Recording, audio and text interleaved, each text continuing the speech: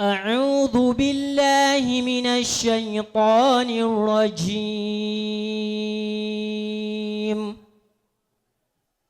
أن جاءه الأعمى أعوذ بالله من الشيطان الرجيم أن جاءه الأعمى وما يدريك لعله يذكر أو يذكر فتنفعه الذكرى أما من استغنى فأنت له تصدى وما عليك ألا يزكى وأما من جاءك يسعى فهو يخشى فأنت عنه تلهى كلا إنها تذكرة فمن شاء ذكره في صحف مكرمة مرفوعة مطهرة بأيدي سفرة كرام بررة قتل الإنسان ما أكفره. نعم صدق الله العظيم. صدق الله العظيم. اقرأ من قوله تعالى أعوذ بالله من الشيطان الرجيم إذا السماء انشقت أعوذ بالله من الشيطان الرجيم بسم الله الرحمن الرحيم إذا السماء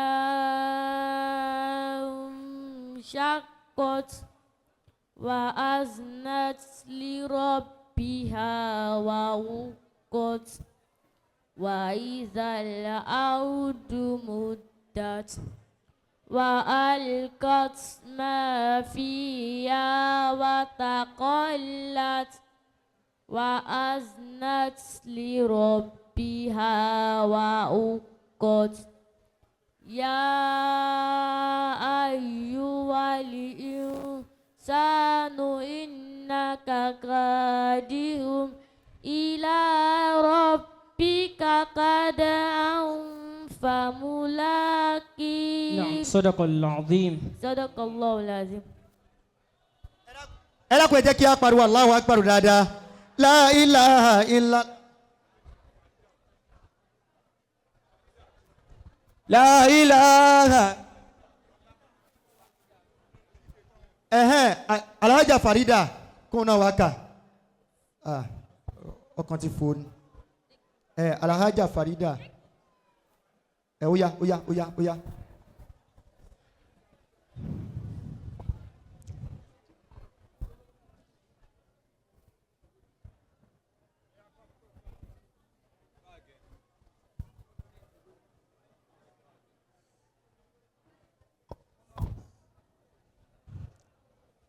أعوذ بالله من الشيطان الرجيم بسم الله الرحمن الرحيم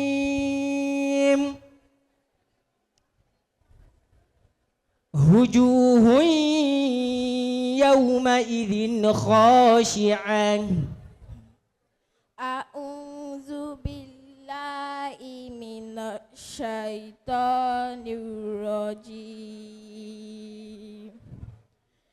wujuhun yawmaizin khashi'ah amilatun nasibah tasla naran amiyah tusqa min ainin aniyah laysa lahum ta'amun illa min dharin la yusminu wa la yugni min ju' wujuhun yawma idzin naimah lisa'yiha radiyah fi jannatin aliyah la tasma'u fiha lagiyah fiha ainun jariyah fiha surum marfu'an wa akwabum mardu'an wa namarikum masfufa wa zarabiyyum mabsusa afala yanzuruna ilal ibili kaifa kulqat wa ilas samai kaifa ruf'at wa ilal jibali kaifa nusbat wa ilal ardi kaifa sut'at. Sadaqallahul azim.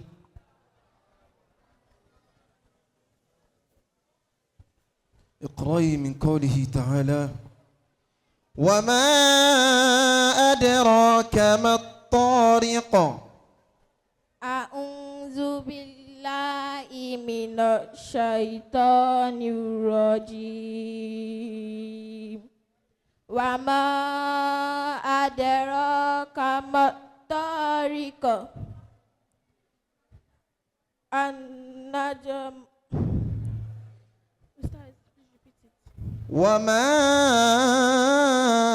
أدراك ما الطارق A'udzu billahi minasyaitonir rajim. Wa ma adraka mat-tariq. An-najmus sakib. In kullu nafsin lamma 'alayha hafiz. Falyanzur li insanu mimma kulqa mimma indafik. حسبك صدق الله العظيم. ẹ dákun ẹ jẹ́ kí agbọ́lọ́ tóbi dáadáa pé Allahu Akbaru. ẹ dákun gbogbo wa tí a fẹ́ ná ọmọ yìí lówó ẹ dákun ẹ má jẹ́ àgbàgbé àwọn àfáà tí wọ́n yíṣẹ́ yìí náà ẹ dákun ẹ jẹ́ ká pọ́n àwọn náà lè káyé wọn sí pé la ilaha illallah la ilaha illallah Allah la ilaha Kùránì tí kò ń dẹ́ yọ̀ lẹ́nu wọn. wọ́n máa ń ka Kùránì yìí gẹ́gẹ́ bí pé àwọn ọmọ yìí ọlọ́run ka Kùránì fún. Allah la ilaha illallah Allah la ilaha illallah Allah la ilaha illallah lẹ́nu bàbá àgbàdé náà wọ́n ní ọlọ́run fún ilé àlùbáríkà la ilaha illallah wọ́n ní ọlọ́run jẹ́ kẹ́ ẹ ṣe oríire Allah la ilaha ọlọ́run ti ta àlùbáríkà sínú mímọ́ pẹ̀lú ògùn ọlọ́run ọlọ́run ò ní jẹ́ ìṣàjẹ́ ìṣìláyé àwọn òbí yóò jèrè nínú ògùn ọlọ́run.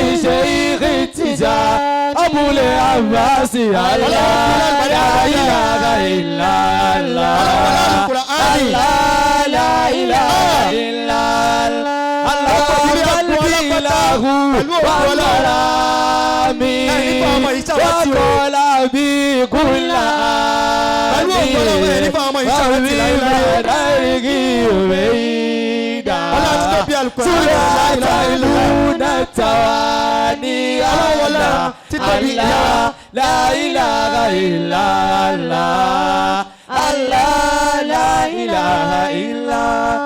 Ọlọ́run wọlé Al-Qur'ani. Ọlọ́run wọlé Al-Qur'ani pẹ̀lú ògo Ọlọ́run. Ẹ rí i pé àwọn ọmọ ìbí wọn ti ń ka Al-Qur'ani yìí. Ẹ rí i wípé wọ́n yàtọ̀ sí ẹ jẹ́ ká sáré kọ́ wọn ní ohun tí wọ́n fẹ́ kà. Nínú jùsù àmọ́ báwọn ọmọ yìí bí wọ́n ti wà yìí wàláhì kò síbi tẹ́ ẹ gbé fún wọn tí wọ́n ní lè gbé bọ́ ti wà yìí. Ní ohun tó dá mi lójú ni mo lè fi ọwọ́ ẹ̀ sọ̀yà. Ìbejì ni wọ́n. Ìbejì làwọn eléyìí. Allahu akbaru. Pẹ̀lú ògo Ọlọ́run bàbá àgbàdé náà kàn wọ́n ní Ọlọ́run ó fún yín ní àlùbáríkà ẹ dákẹ́ bá a ṣàmìnà dáadáa. Amina. Àbádé náà kàn wọ́n ní kẹ́ ẹ gba owó oríire owó àlùbáríkà owó dùnú sífìlà àfààyè ó tún tẹ̀ mọ́ pẹ̀lú ògo Ọlọ́run Ọlọ́run fún ẹ lálùbáríkà dáadáa. Àmín. Ọlọ́run wọlé bá mi àgbàdé náà kàn níwájú Ọlọ́run eléyìí tẹ́ ẹ ṣe yìí Ọlọ́run fi àlùbáríkà tó pọ̀ sínú ẹ̀. Ọlá tó bí Al-Qur'ani. Àwọn àgbàlagbà wọ́n ní kẹ́ ẹ wá gba àṣẹ látọ̀dọ̀ nísìn a lọ sí ìdílé Khalifa Adesanya baba Khalifa Adesanya ìdílé Adesanya là ń lọ nísìn